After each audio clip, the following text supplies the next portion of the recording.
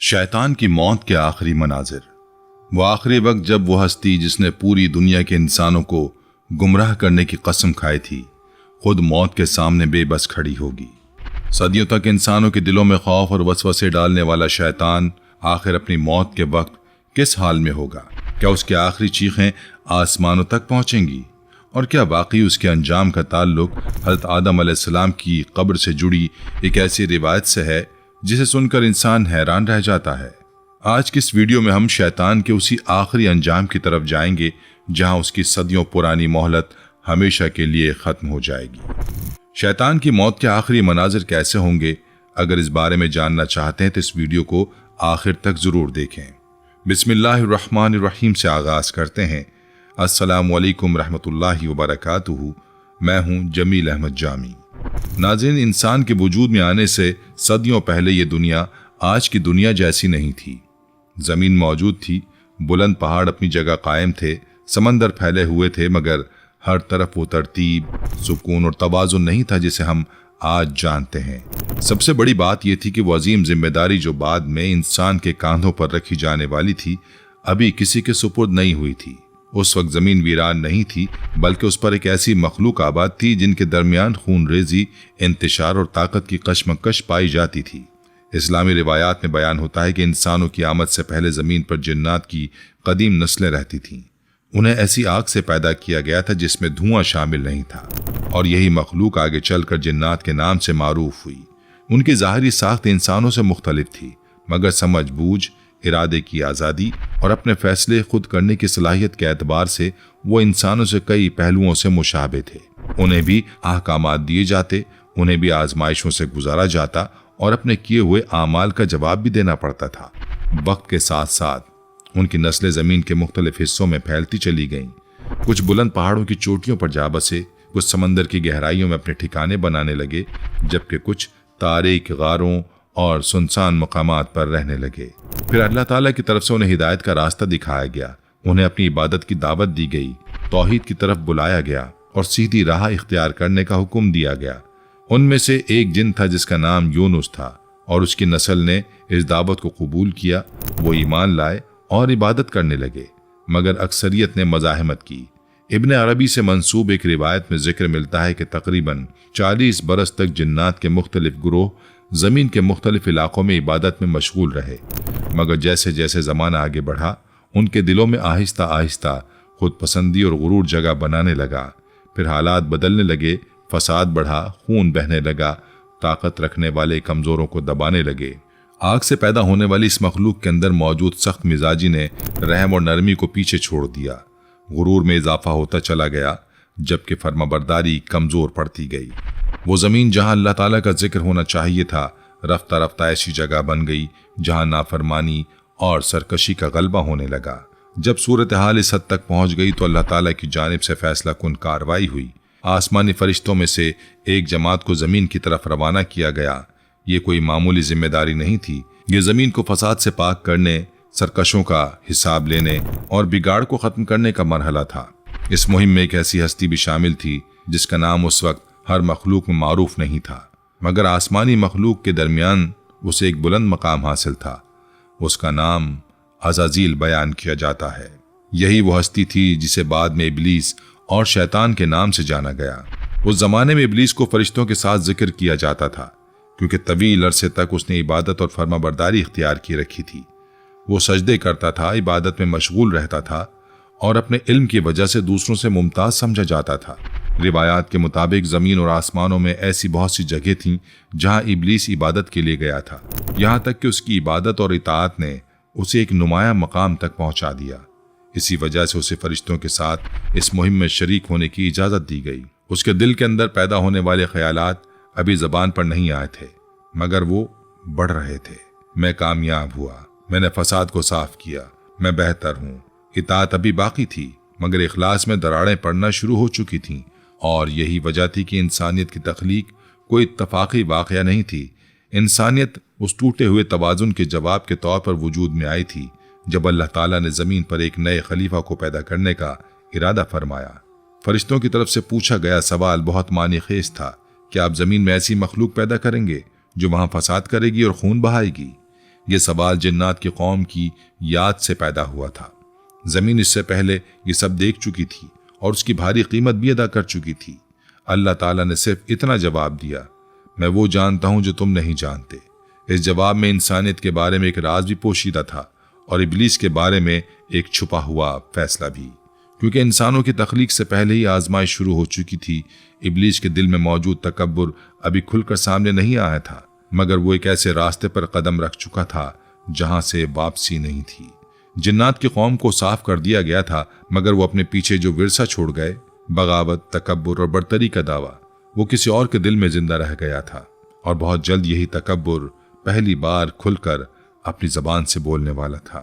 اللہ تعالیٰ نے حکم دیا کہ زمین کے ہر حصے سے مٹی کی ایک تھالی لی جائے۔ سرخ مٹی، کالی مٹی، سفید مٹی، زرد مٹی، ہر رنگ اور ہر ساخت کی مٹی جمع کی گئی، اور اللہ تعالیٰ نے اسی مٹی سے ایک انسانی جسم پیدا کیا۔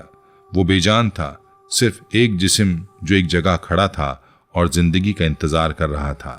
40 دن تک آدم علیہ السلام کا بے جان جسم وہیں موجود رہا۔ فرشتوں نے انہیں دیکھا، وہ حیران تھے، مگر انہوں نے انہیں ہاتھ نہیں لگایا۔ عزازیل نے بھی انہیں دیکھا اور اسی لمحے اس کے اندر موجود تکبر کا زہر پھیلنے لگا۔ جب عزازیل آدم علیہ السلام کے جسم کے قریب پہنچے تو وہ اس کے گرد گھومنے لگا۔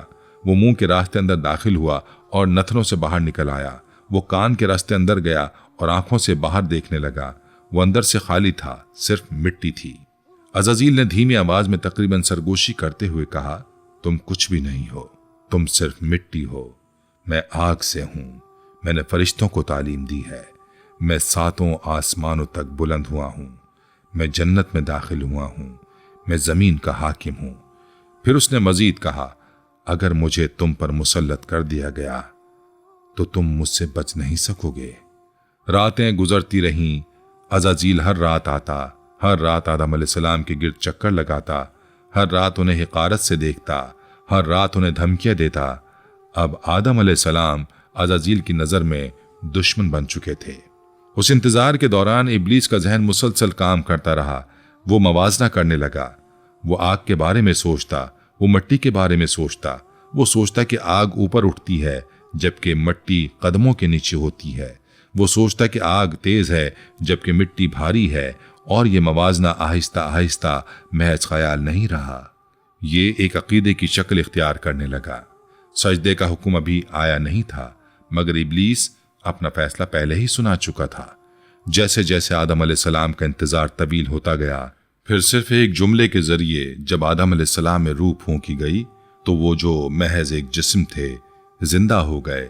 انہیں علم عطا کیا گیا، انہیں چیزوں کے نام سکھائے گئے۔ پھر الہی حکم آیا۔ یہ حکم کسی مخلوق کو عزت دینے کے لیے نہیں تھا، بلکہ بندگی کی حد متعین کرنے کے لیے تھا۔ آدم کو سجدہ کرو۔ فرشتوں نے کوئی ہچکچاہٹ نہیں کی، انہوں نے سوال نہیں کیا، انہوں نے موازنہ نہیں کیا۔ جیسے ہی انہوں نے حکم سنا وہ سجدے میں گر گئے۔ فرشتوں کے لیے پیمانہ بالکل واضح تھا، اگر حکم ہے تو اطاعت ہے۔ مگر سجدہ کرنے والوں میں سے ایک غائب تھا، ابلیس۔ وہ کھڑا رہا۔ یہ کوئی بے ساختہ رد عمل نہیں تھا، یہ الجھن کا ایک لمحہ بھی نہیں تھا۔ یہ وہ لمحہ تھا جب برسوں سے چھپا ہوا تکبر کھل کر سامنے آ گیا۔ اللہ تعالیٰ نے ابلیس سے سوال کیا۔ یہ سوال معلومات حاصل کرنے کے لیے نہیں تھا، بلکہ حقیقت ظاہر کرنے کے لیے تھا۔ جب میں نے تمہیں حکم دیا تو کس چیز نے تمہیں سجدہ کرنے سے روکا؟ ابلیس نے جواب دیا، ایک اور لحاظ سے یہ تاریخ میں پہلی مرتبہ اپنی عقل کو وحی سے اوپر رکھنے کی کوشش تھی، اور تاریخ کے اس پہلے فلسفی کی زبان سے یہ الفاظ نکلے، میں اس سے بہتر ہوں، تو نے مجھے آگ سے پیدا کیا اور اسے مٹی سے پیدا کیا۔ ان الفاظ کے ساتھ پیمانہ بدل گیا۔ اب اللہ کا حکم فیصلہ کن نہیں رہا تھا، بلکہ ابلیس کا موازنہ فیصلہ کن بن گیا تھا۔ آگ اور مٹی کا یہ موازنہ صرف مادی فرق کا موازنہ نہیں تھا، یہ اس خیال کی شکل اختیار کر چکا تھا کہ میں برتر ہوں۔ ابلیس نے صرف سجدے سے انکار نہیں کیا تھا، اس نے خود بندگی سے انکار کر دیا تھا، اور اس کی قیمت بہت بھاری تھی۔ بس یہاں سے نکل جاؤ، تم مردود ہو اور تم پر میری لعنت ہے۔ ابلیس فرشتوں میں سے نہیں رہا، مگر یہاں بھی کہانی ختم نہیں ہوئی، کیونکہ ابلیس نے اپنے لیے تباہی کی درخواست نہیں کی، اس نے مہلت مانگی۔ مجھے اس دن تک مہلت دے جب لوگ دوبارہ اٹھائے جائیں گے۔ اس درخواست کو قبول کر لیا گیا، کیونکہ آزمائش ابھی باقی تھی، پھر میں ضرور ان کے لیے تیرے سیدھے رستے پر بیٹھوں گا۔ پھر میں ان کے آگے سے، ان کے پیچھے سے، ان کے دائیں سے اور ان کے بائیں سے ان کے پاس آؤں گا، اور تو ان میں سے اکثر کو شکر گزار نہیں پائے گا۔ یہ الفاظ محض ایک دھمکی نہیں تھے، یہ ایک حکمت عملی تھی۔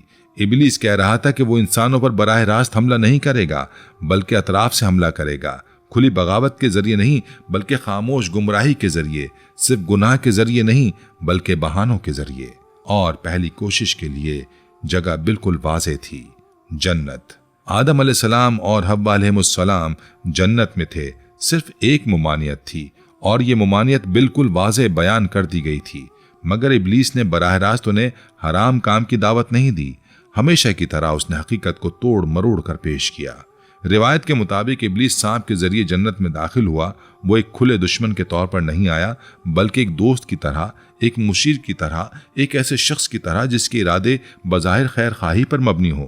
اس نے قسم کھائی، میں تم دونوں کے خیر خواہوں میں سے ہوں۔ جب اس نے ممنوع درخت کے بارے میں بات کی تو اس نے اسے خطرے کے طور پر پیش نہیں کیا، بلکہ ایک موقع کے طور پر پیش کیا۔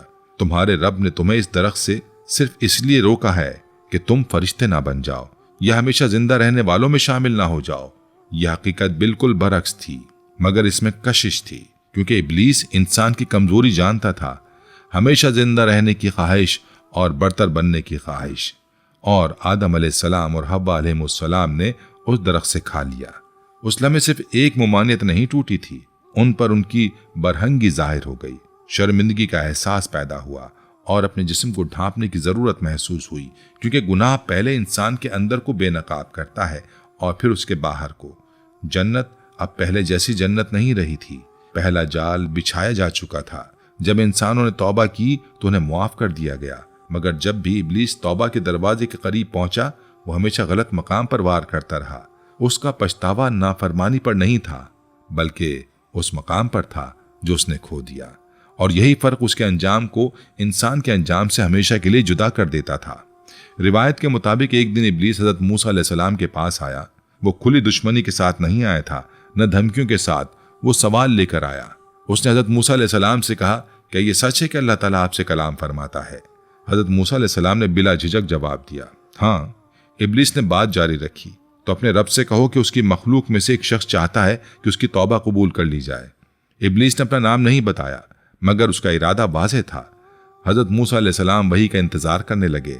پھر اللہ تعالیٰ کی طرف سے یہ جواب آیا، اے موسیٰ اسے بتا دو کہ میں تمہاری خاطر اس کی درخواست قبول کرتا ہوں، مگر اسے چاہیے کہ وہ آدم کی قبر پر جائے اور وہاں سجدہ کرے۔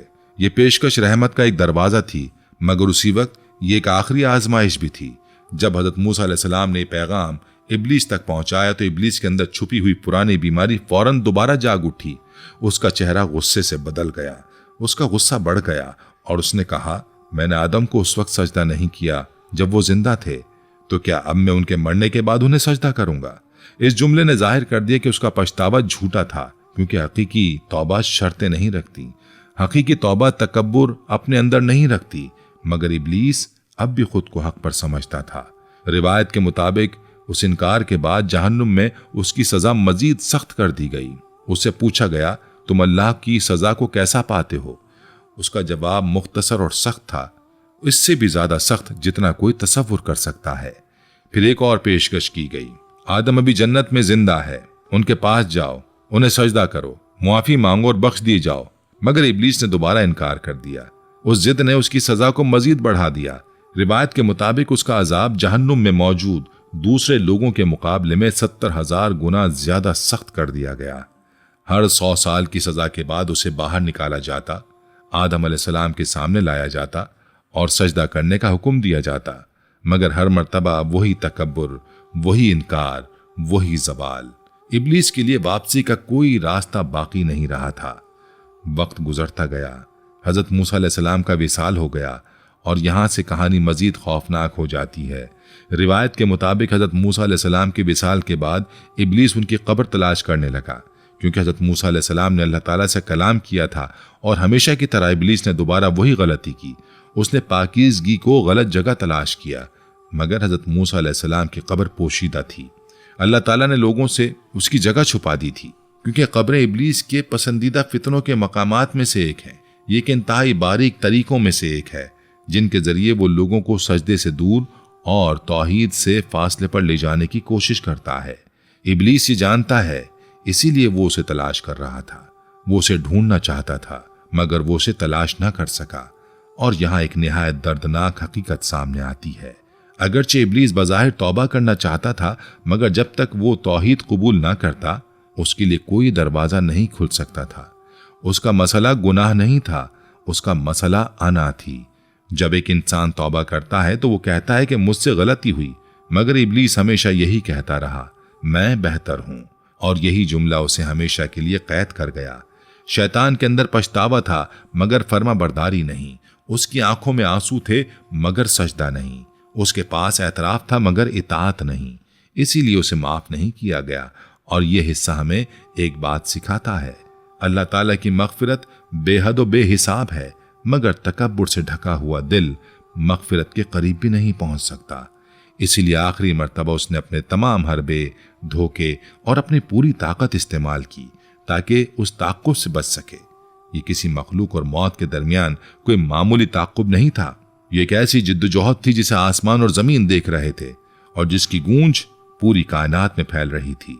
शैतान का हजरत इसराफील अलैहिस्सलाम से ना रुकने वाला ताक़ुब शुरू हो गया। शैतान जमीन पर ऐसी रफ्तार से भागा जिस तक हवा भी नहीं पहुंच सकती थी, मगर हजरत इसराफील अलैहिस्सलाम उसके पीछे कदम ब कदम चलते रहे। उन्होंने उसका रास्ता कभी नहीं खोया। शैतान ने जमीन के हर कोने में, हर तारीक मकाम में छुपने की कोशिश की। वो पहाड़ों की उन ढलानों की तरफ भागा जहां किसी इंसान के कदम भी नहीं पड़े थे। वो घने जंगलात में गया, खाली और वीरान सहराओं की तरफ भागा, मगर इसराफील अलैहिस्सलाम की निगाहें उसकी हर हरकत का पीछा करती रहीं, और हर मर्तबा वो उसके मजीद करीब होते गए। जब शैतान को समझ आ गया कि जमीन पर छुपने के लिए अब कोई जगह बाकी नहीं रही, तो उसने जमीन की गहराइयों में उतरने का फैसला किया। उसने जमीन की तारीक और सर्द तहों के अंदर छुपने की कोशिश की, मगर जेर जमीन की तारीकी भी उसे हजरत इसराफील अलैहिस्सलाम की तेज निगाह और ताक़ुब से न बचा सकी। मायूसी के आलम में शैतान दोबारा जमीन से बाहर निकला और आसमान की तरफ बुलंद होने लगा। उसने बादलों के दरमियान पनाह तलाश की। आसमान की तारीक गहराइयों में भी उसे हजरत इसराफील अलैहिस्सलाम की मौजूदगी महसूस होती रही। जब उसे वहां भी छुपने की कोई जगह ना मिली, तो वो घबराकर दोबारा जमीन की तरफ लौट आया। अपने सामने आने वाली हर रुकावट को अबूर करता हुआ जब वो तकरीबन तमाम उम्मीद खो चुका था, तो उसने आखिरी हल के तौर पर समंदर की तरफ भागने और वहां छुपने का फैसला किया। हजरत इसराफील अलैहिस्सलाम ने हर जगह तलाश किया, मगर इस मर्तबा वो उसे तलाश ना कर सके। चुनाचे उन्होंने रब्बुल आलमीन की तरफ रुजू किया और अर्ज किया, ऐ मेरे रब, मैं उसे तलाश नहीं कर पा रहा, आप मुझे क्या हुक्म देते हैं? रब्बुल आलमीन ने फरमाया, जहन्नुम की तरफ जाओ, उसके निगहबान मालिक के पास जाओ और जहन्नुम के 70,000 कुत्तों को ले लो, उनकी मदद से शैतान को तलाश करो। चुनांचे हज़रत इसराफील अलैहिस्सलाम ने जहन्नुम के 70,000 कुत्ते लिए और उन्हें शैतान के पीछे भेज दिया। ये कुत्ते आग से पैदा किए गए थे। जहन्नुम के शोले उनकी आंखों में जलते थे, मौत की ठंडक उनके दांतों में थी। शैतान का सुराग लगाना मजीद आसान हो गया, मगर जब जहन्नुम के 70,000 कुत्ते भी शैतान को तलाश ना कर सके, तो हजरत इसराफील अलैहिस्सलाम दोबारा रब्बुल आलमीन की तरफ लौटे। अल्लाह ताला के हुक्म से उन्होंने जहन्नुम से मजीद 70,000 कुत्ते लिए और तलाश जारी रखी, मगर फिर भी वो शैतान को ना तलाश कर सके और ना पकड़ सके। आखिरकार एक मर्तबा फिर उन्होंने अपने रब की तरफ रुजू किया। अल्लाह ताला के आखिरी हुक्म पर हजरत इसराफील अलैहिस्सलाम ने जहन्नुम से मजीद 70,000 कुत्ते लिए और ताक़ुब जारी रखा। जब शैतान ने अपने पीछे कुत्तों के गुर्राने की आवाज़ सुनी और हजरत इसराफील अलैहिस्सलाम की सर्द मौजूदगी को महसूस किया, तो वो भागता रहा। उसे खुद भी मालूम ना था कि वो कहाँ जा रहा है। अचानक वो एक वीरान और खाली जगह पर पहुंच गया। यह बज़ाहिर जमीन का एक आम सा टुकड़ा था। थका हारा शैतान जमीन पर गिर गया। उसने सोचा कि अब मजीद भागने का कोई फायदा नहीं, मगर हकीकत ये थी कि उस जगह पहुंचना कोई इत्तफाक नहीं था। उस खाली जमीन के बिल्कुल नीचे एक बहुत बड़ा और पोशीदा राज उसका इंतजार कर रहा था, मगर शैतान उस खौफनाक हकीकत से बेखबर था। तारीकी और खामोशी में जब शैतान फरार के बाद अपने अंदर कुछ बड़बड़ाया, मैं आदम को सजदा नहीं कर रहा, मैंने कब और कहां उन्हें सजदा किया है। उसी लम्हे हजरत इसराफील अलैहिस्सलाम हकीकत समझ गए। जिस जगह शैतान लेटा हुआ था वो ऐन आदम अलैहिस्सलाम की कब्र के ऊपर थी। مگر شیطان اس حقیقت سے بے خبر تھا۔ اللہ تعالیٰ کے حکم کی پیروی کرتے ہوئے حضرت اسرافیل علیہ السلام نے اپنی تلوار چلائی اور شیطان کی روح قبض کر لی۔ شیطان کی آخری سانس ایک ایسی خوفناک چیخ بن کر گونجی جیسی کائنات نے کبھی نہیں سنی تھی۔ اس چیخ نے آسمان اور زمین کو اس قدر ہلا کر رکھ دیا کہ اگر اس لمحے انسان زندہ ہوتے تو اس کے خوف سے فوراً ہلاک ہو جاتے۔ ہاں، یہ شیطان کے خوف کے انجام کی کہانی ہے۔ اس کا انجام یہ ہوا کہ وہ انجانے میں عین اسی جگہ جھک گیا جہاں سجدہ کرنے سے اس نے پوری زندگی انکار کیا تھا۔ سورہ بقرہ کی آیت 34۔ اور جب ہم نے فرشتوں سے کہا کہ آدم کو سجدہ کرو تو سب نے سجدہ کیا سوائے ابلیس کے۔ اس نے انکار کیا، تکبر کیا اور کافروں میں سے ہو گیا۔ سورہ صاد آیت 82 تا 83۔ ابلیس نے کہا تیری عزت کی قسم میں ان سب کو ضرور گمراہ کروں گا سوائے تیرے ان بندوں کے جو مخلص ہیں۔ سورہ ابراہیم کی آیت 22۔ اور جب فیصلہ ہو جائے گا تو شیطان کہے گا بے شک اللہ نے تم سے سچا وعدہ کیا تھا اور میں نے بھی تم سے وعدہ کیا، لیکن میں نے تم سے وعدہ خلافی کی۔ میرا تم پر کوئی اختیار نہیں تھا سوائے اس کے کہ میں نے تمہیں پکارا اور تم نے میری بات قبول کر لی۔ بس مجھے ملامت نہ کرو بلکہ خود اپنے آپ کو ملامت کرو۔ نہ میں تمہاری مدد کر سکتا ہوں اور نہ تم میری مدد کر سکتے ہو۔ اور پھر سب کچھ ختم ہو گیا۔ آدم علیہ السلام اور حوا علیہ السلام کو اس لمحے کا گواہ بنایا گیا۔ یہ انتقام نہیں تھا، یہ ایک سبق تھا، کیونکہ اللہ تعالیٰ انسانیت کو یہ حقیقت دکھانا چاہتا تھا۔ جو شخص تکبر کو مضبوطی سے پکڑ لیتا ہے وہ ہار جاتا ہے، جو سجدے سے بھاگتا ہے وہ بالآخر شکست کھاتا ہے۔ ابلیس نے اپنی پوری زندگی آدم علیہ السلام سے دشمنی میں گزاری، مگر اس نے اپنی آخری سانس آدم علیہ السلام کی قبر پر لی۔ جس سجدے سے وہ پوری زندگی بھاگتا رہا تھا، آخر کار وہی سجدہ اس کے انجام کا حصہ بن گیا۔ اب آئیے اور یہ سمجھتے ہیں کہ شیطان کا نظام کیسے کام کرتا ہے۔ جس دن سے ابلیس پر لعنت کی گئی، اس نے صرف ایک مقصد پر توجہ مرکوز رکھی ہے، انسانوں کو گمراہ کرنا۔ مگر وہ یہ کیسے کرتا ہے؟ وہ فرشتوں کی طرح طاقتور نہیں، وہ لوگوں کو جسمانی طور پر مجبور نہیں کر سکتا، تو پھر وہ کام کیسے کرتا ہے؟ وسوسہ، یہ اس کا سب سے بڑا ہتھیار ہے۔ وہ چھوٹی سی آواز جو آپ کے اندر کہتی ہے یہ کر لو، آزما کر دیکھو۔ نبی علیہ الصلوۃ والسلام نے فرمایا کہ شیطان انسان کے اندر اس طرح چلتا ہے جیسے خون رگوں میں دوڑتا ہے، یعنی وہ آپ سے دور نہیں، وہ ہر وقت آپ کے بالکل قریب ہے۔ ایک دن ابلیس نبی علیہ الصلوۃ والسلام کے دروازے پر آیا اور ایک گفتگو طویل ہوئی۔ ابلیس نے کہا، اے محمد، کیا آپ جانتے ہیں کہ جب کوئی شخص کھانا شروع کرتے وقت بسم اللہ کہتا ہے تو مجھے کتنی تکلیف ہوتی ہے، کیونکہ پھر میں اس کے کھانے میں سے کوئی حصہ نہیں لے سکتا، مگر اگر وہ بسم اللہ نہ کہے تو وہ دسترخوان میرا ہو جاتا ہے۔